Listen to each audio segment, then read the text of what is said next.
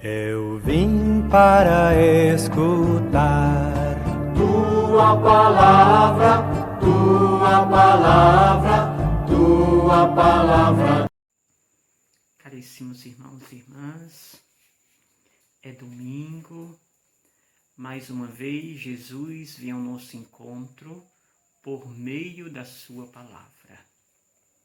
E mais uma vez Jesus garante a sua presença no meio de nós. As leituras deste domingo, sexto domingo da Páscoa, nos preparam já para o próximo domingo, a Ascensão do Senhor. Por isso nós continuamos nesse aspecto da despedida. Jesus que prepara o coração dos seus discípulos para este acontecimento, quando ele não mais estiver convosco. Nós meditamos a leitura primeira do Atos dos Apóstolos, onde continua mostrando uma igreja atuante, uma igreja itinerante, uma igreja que se esforça para atingir o maior número de pessoas.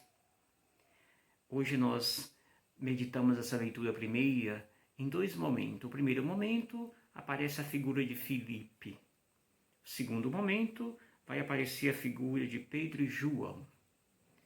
Portanto, Filipe nessa primeira parte mostra que ele fazia parte do grupo daqueles denominados cristãos que vieram do paganismo e que, portanto, foram muito perseguidos pelos próprios cristãos que vinham do judaísmo, já que esses cristãos provenientes do judaísmo queriam manter, e fizeram isto por muitos anos, manter a lei mosaica, enquanto os provenientes do paganismo não tinham um certo, digamos que, relaxamento em relação à lei mosaica. Por isso serão perseguidos. Prova disso é o que acontece com Estevão. Filipe faz parte daquele grupo que nós víamos domingo passado. E Filipe, portanto, faz parte daqueles 7 nomes que foram escolhidos. Portanto, vendo o fim de Estevão, Filipe decide sair de Jerusalém. E vai então para a redondeza de Israel. E ali chega a Samaria. E diz o texto que Filipe ali conseguiu reunir multidões, realizava grandes prodígios. Os sinais, as palavras eram acompanhadas dos milagres, dos sinais. Os coxos, paralíticos eram curados. Ou seja, a igreja estava efervescendo naquele ambiente. E diz que ali a alegria contagiava aquela cidade. Jerusalém tem notícia desta igreja crescente. E por isso, a igreja que está em Jerusalém decide enviar Pedro e João até a Samaria. Não para investigar, mas para mostrar essa sintonia da igreja, esta unidade da igreja. E é isso que eles fazem ao chegar na Samaria. Começam a ver esta igreja alegre, vibrante, e ali eles começam a ministrar o sacramento. Parece que Pedro e João têm aquela função do bispo, que vai até a paróquia realizar as crismas, né? Pedro e João têm essa função nesta leitura. Vão após o batismo que faz Filipe, e ali administram o sacramento da crisma, se assim pudéssemos chamar. E diz o texto que eles impuseram as mãos sobre as pessoas, invocavam o Espírito Santo de Deus sobre as pessoas que tiveram sido batizadas. E ali ele mostrava, com este ato de invocar o Espírito e de impor as mãos, mostrava essa unidade da igreja. A igreja que estava em Jerusalém se une a esta igreja que nasce ali na região da Samaria. É esta igreja que nós pertencemos. Uma igreja que cresce, uma igreja que é chamada a viver o espírito da alegria. O texto do Evangelho que nós meditamos, João 14, 15 a 21, nos mostra novamente esse Jesus que fala em tom de despedida. Os seus discípulos com certeza estão entristecidos. O que vamos fazer na ausência de Jesus? Será possível manter esta unidade? Será possível dar continuidade a esse anúncio que ele nos pede que façamos? Então, todos esses questionamentos brotam no interior dos seus discípulos. E Jesus vem justamente responder essas e outras inquietações presentes no coração dos seus discípulos. Assim, Jesus começa lembrando: se me amais, guardarás os meus mandamentos. E eu e o Pai rogarei ao Pai, e ele vos dará um outro defensor. Defensor, aqui que Jesus diz que o Pai enviará, é no sentido do Paráclito. Paráclito tem um sentido, vem da linguagem dos tribunais romanos, por exemplo, onde não se tinha a pessoa do advogado nos tribunais para defender os réus, mas o próprio réu, ele tinha de fazer a sua autodefesa. Quando esse réu não era capaz de fazer essa sua autodefesa, quando o tribunal não aceitava os seus argumentos, o juiz daquele tribunal delegava ou dava a palavra para alguém que estava na plateia de uma grande estima, uma pessoa de respeito da comunidade.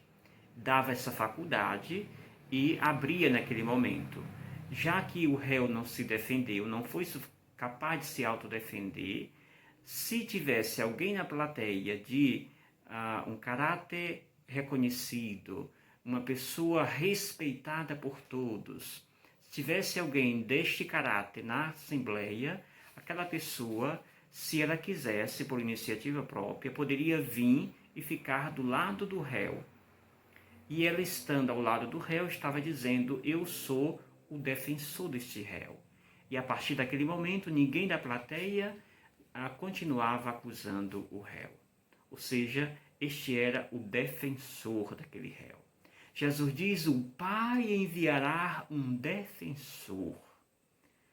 Este defensor, portanto, não será simplesmente aquele que vai sair da plateia e vem ficar ao lado do réu. Esse defensor será um defensor itinerante. Estará sempre ao nosso lado para nos defender, para nos dar voz e para nos habilitar a falar em nome de Deus.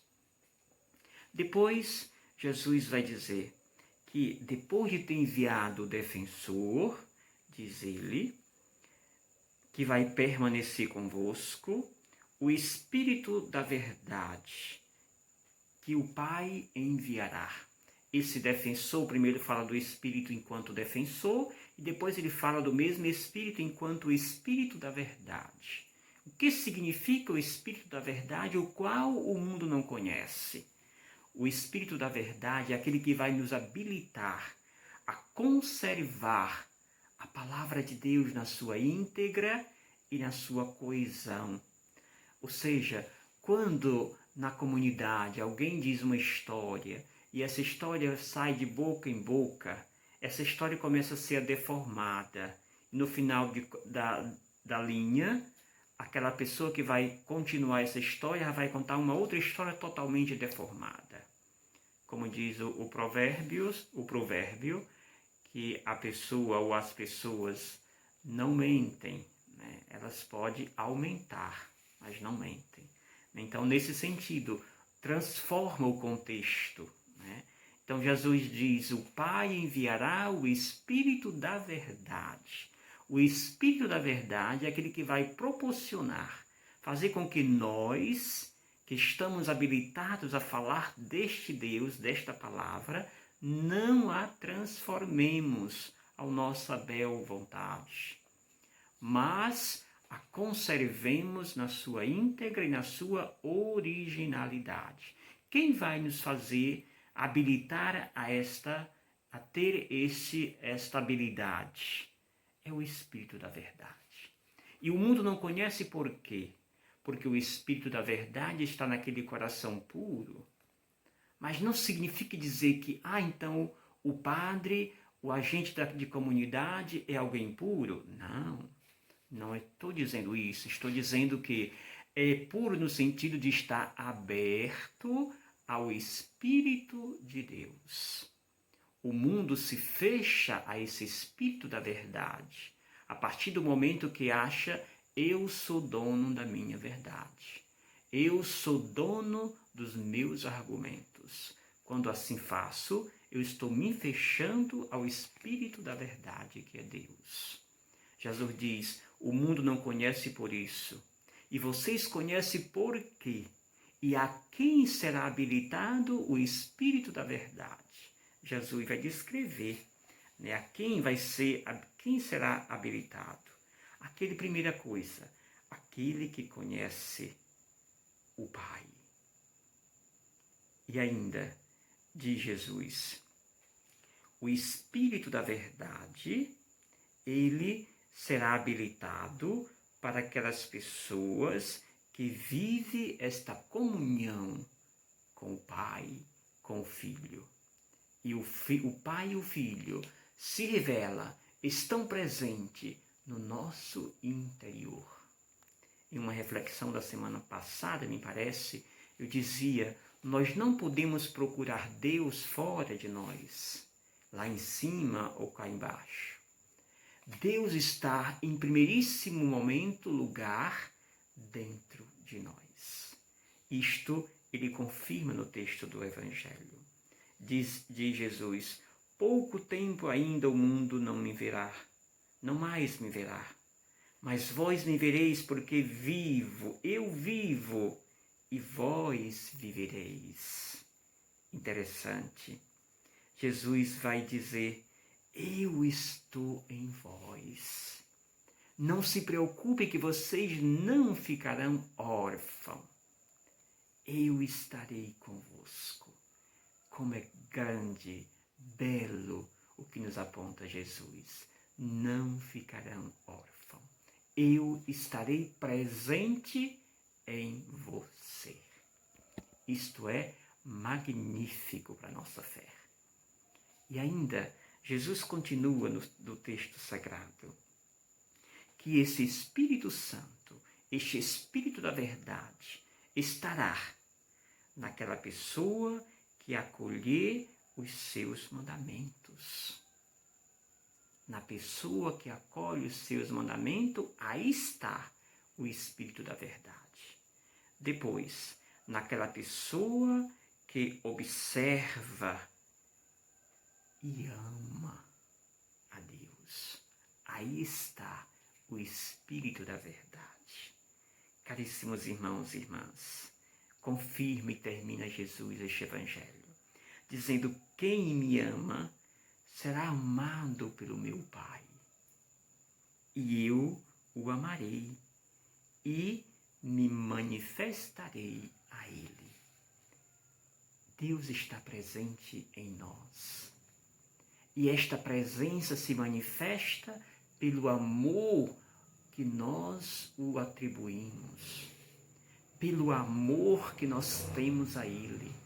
Eis aqui o grande sinal desta presença de Deus em minha, na sua, em nossa vida. Termina essa liturgia da palavra com as palavras de Pedro, na primeira carta de Pedro, que vai dizer para aquela comunidade recém-batizada. Pedro vai dizer: estejam sempre prontos a dar razão da vossa esperança a todos aqueles que vos pedir. Da razão da sua esperança, e da razão da sua esperança em Deus, não de qualquer maneira, mas com educação, mas com leveza, com o espírito que nasce da minha intimidade com Deus. E quando o mundo que nos ignora perceber que nós o respondemos, esta presença, esta verdade de Deus, com mansidão, com docilidade, o mundo se envergonhará, porque nos ignora. E ainda diz São Pedro, é preciso estarmos prontos a sofrer praticando o bem, se esta é a visão de Deus, ou a vontade de Deus. É melhor sofrer fazendo o bem do que praticando o mal. Por isso São Pedro está nos convidando, sede promotores do bem. Isso nos enaltece na nossa comunhão com Deus. E o exemplo maior é Jesus, que deu a sua vida fazendo o bem.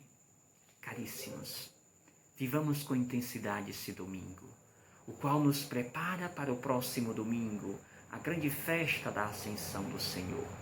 Mas diz Jesus, você não estará órfão. Eu estou com você nesta pandemia. Eu estou contigo nesses momentos de dúvida. Eu estou contigo. Por isso, alegria, porque Deus é a razão da nossa esperança. Paz e bem para todos nós.